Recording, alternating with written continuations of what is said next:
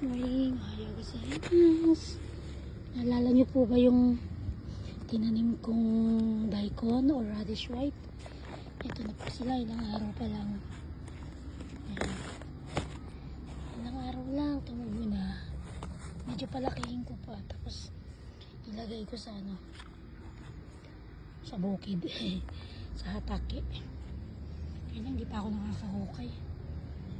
Kailangan malalim na hukay. Ayan, ito tumubo na ilang piraso.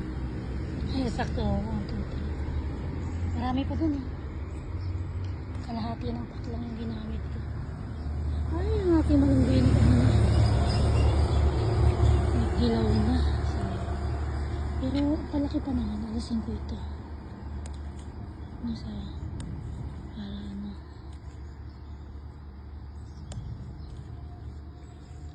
ayan. Sana maging puno. Yan ang aking malunggay. Yan, gawin natin pataba. Yan, dilaw na. Pero ayun, may mga usbong pa rin.